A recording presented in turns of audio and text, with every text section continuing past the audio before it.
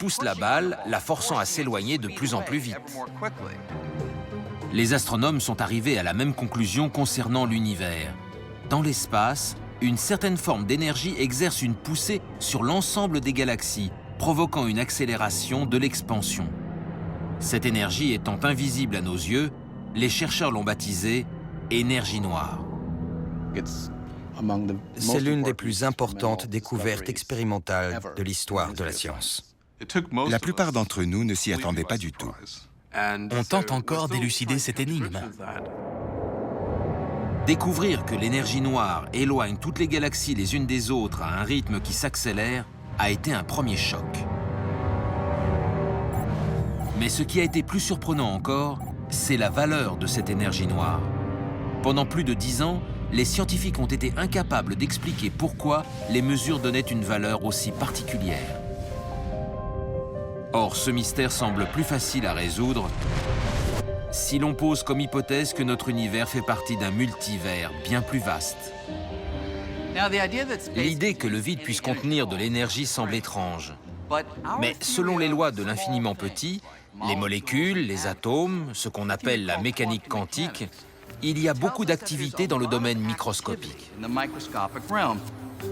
Une activité qui pourrait produire une énergie dans l'espace. Selon les équations, cette activité microscopique devrait générer une quantité d'énergie considérable. Seulement voilà, quand les astronomes ont mesuré la quantité d'énergie contenue dans l'univers, une énergie capable d'éloigner les galaxies au rythme accéléré qu'on peut observer, ils ont obtenu le chiffre suivant. 0, puis 122 zéros avant le chiffre 1. Une quantité négligeable proche de 0. Rien à voir avec ce à quoi ils s'attendaient. C'était des milliards et des milliards et des milliards et des milliards de fois plus petit. On était très loin du compte. On a tout essayé pour expliquer pourquoi la valeur de l'énergie noire est aussi faible. Et ça n'a rien donné. Une horreur. Dans toute l'histoire de la science, jamais on ne s'est autant trompé en donnant un ordre de grandeur. Si ça nous ennuie, évidemment. Le fait que la quantité d'énergie dans l'espace soit infiniment plus faible que ce qu'on avait prédit ne pose pas seulement un problème académique. La valeur exacte de cette force répulsive a de profondes implications pour chacun d'entre nous. Par exemple, si j'augmentais la valeur de l'énergie noire juste un petit peu, en effaçant 4 ou 5 zéros, le chiffre resterait dérisoire, mais l'univers serait radicalement différent. En effet, une énergie noire légèrement plus puissante repousserait tout à une telle vitesse que les galaxies, et donc les étoiles et les planètes, ne se seraient jamais formées, ce qui signifie que nous n'existerions pas. Et pourtant, nous sommes là. Alors, pourquoi la quantité d'énergie noire est-elle nettement plus faible que prévu? Et pourquoi a-t-elle pile la valeur nécessaire à l'apparition de galaxies, d'étoiles, de planètes et donc de la vie? Eh bien, on n'en sait rien. Le décalage entre les prédictions théoriques et les observations des astronomes reste à ce jour l'un des plus grands mystères de la science. À présent, imaginons que nous vivions dans un multivers. Alors, le mystère de l'énergie noire n'en serait plus vraiment un. En fait, si nous faisions partie d'un multivers, la valeur de l'énergie noire fournie par les mesures serait tout à fait plausible.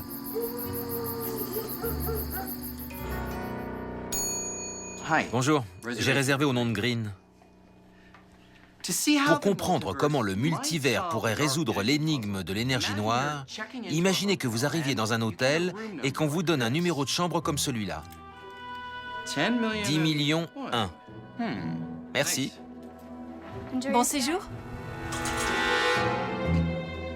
10 millions 1, c'est un numéro de chambre plutôt étrange. Si on vous donnait un tel numéro, vous seriez surpris, tout comme les scientifiques ont été surpris de découvrir la valeur de l'énergie noire dans notre univers. Mais reposons le problème. Si cet hôtel comportait un très grand nombre de chambres,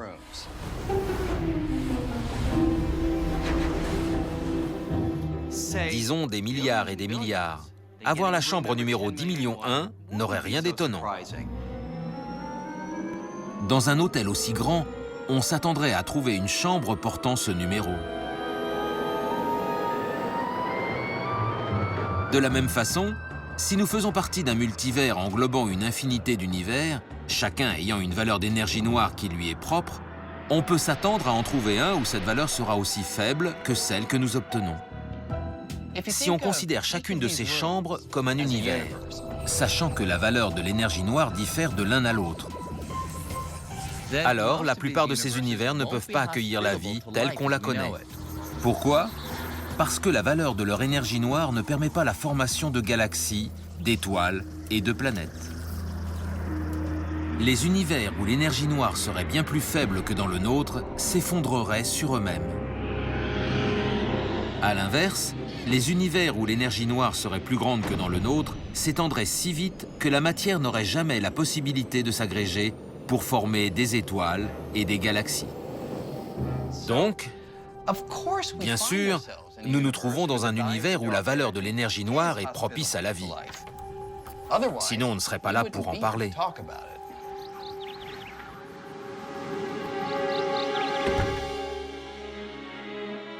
Donc, si nous faisons partie d'un multivers, le mystère de l'énergie noire n'en est plus vraiment un. Pourtant, il manque une pièce au puzzle. Comment savoir si la diversité au sein du multivers est suffisante pour que chaque valeur d'énergie noire, y compris l'étrange valeur mesurée dans notre univers, soit représentée quelque part? La réponse nous a été fournie par un tout autre domaine de la physique. Il s'agit d'une théorie révolutionnaire née de l'exploration de l'univers aux frontières de l'infiniment petit.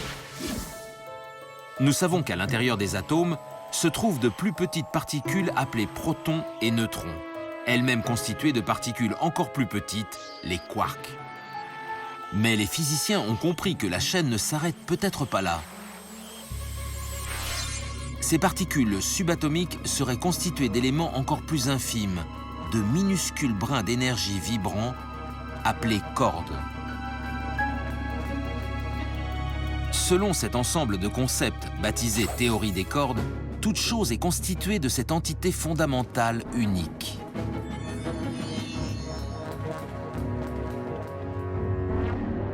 Et tout comme une corde de violoncelle peut produire différentes notes selon la façon dont elle vibre, les cordes peuvent avoir différentes propriétés selon leur mode de vibration, créant de nombreux types de particules.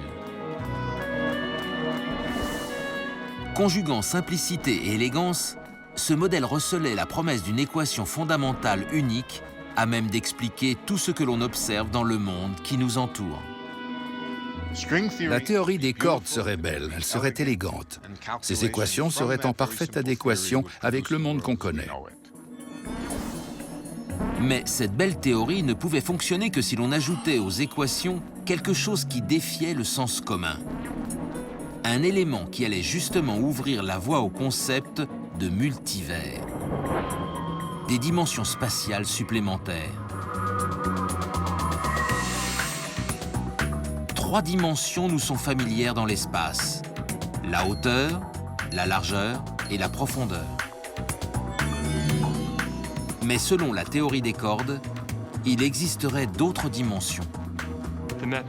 Les équations ne sont cohérentes que si les cordes bougent et vibrent non seulement dans les 3 directions connues, mais également dans 6 autres, soit 9 dimensions spatiales en tout. Si la théorie des cordes est exacte, où sont donc ces dimensions supplémentaires? Et pourquoi ne les voyons-nous pas? Prenons le câble qui alimente un feu de signalisation. À une certaine distance, il ressemble à une ligne unidimensionnelle. Mais si on pouvait rapetisser jusqu'à atteindre la taille d'une fourmi, on découvrirait une autre dimension. Une dimension circulaire qui s'enroule autour du câble. D'après la théorie des cordes, si on pouvait rapetisser jusqu'à être des milliards de fois plus petit que des fourmis, on découvrirait que de minuscules dimensions supplémentaires sont enroulées partout dans l'espace. En chaque point de l'espace, il y a des dimensions spatiales supplémentaires enroulées sur elles-mêmes et qui forment des nœuds si petits qu'on ne peut pas les voir. La forme de ces dimensions supplémentaires détermine les propriétés fondamentales de notre univers. Tout comme l'air qui traverse un instrument de musique comme un corps d'harmonie a différents modes vibratoires selon la forme de l'instrument, la forme de ces dimensions détermine la façon dont les cordes vibrent. Ces modes vibratoires déterminent les propriétés des particules. Ainsi, l'ensemble des propriétés fondamentales de notre univers serait déterminé par la forme de ces dimensions supplémentaires. De par la façon dont elles sont combinées, ces dimensions spatiales supplémentaires se présentent à bien des égards comme l'ADN de l'univers. Elles déterminent le comportement de l'univers, tout comme l'ADN détermine l'aspect physique d'un animal. Le problème, c'est que plus les théoriciens étudiaient les formes des dimensions supplémentaires, plus ils en découvraient de nouvelles. Et les mathématiques ne fournissaient aucun indice sur la manière de choisir celle qui correspondrait à notre univers. Le nombre de possibilités paraît astronomique. Tout le monde est d'accord là-dessus. Parmi les auteurs publiés, certains dénombrent jusqu'à 10 puissance 500 formes possibles, soit un 1 suivi de 500 zéros. 10 puissance 500 possibilités, apparemment tout aussi pertinentes les unes que les autres. Le résultat pouvait prêter à rire. Surtout pour une théorie en quête d'une équation unique qui décrirait l'univers dans son ensemble.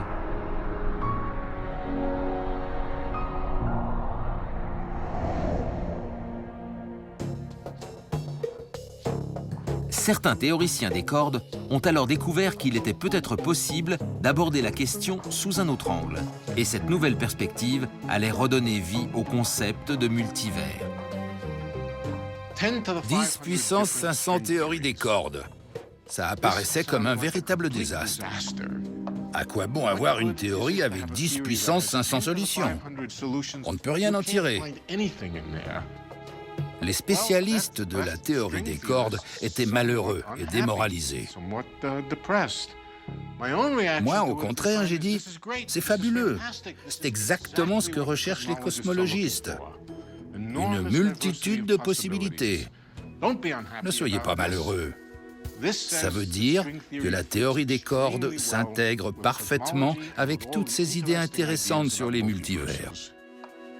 Transformant en vertu ce qui apparaissait comme un vice, certains théoriciens en sont venus à la conclusion que les multiples solutions aux équations de la théorie des cordes pouvaient représenter chacune un univers réel et très différent.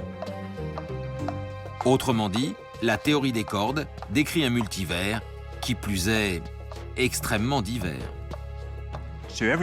À la surprise générale, la théorie des cordes décrivait facilement un nombre considérable de solutions, correspondant chacune à un univers possible.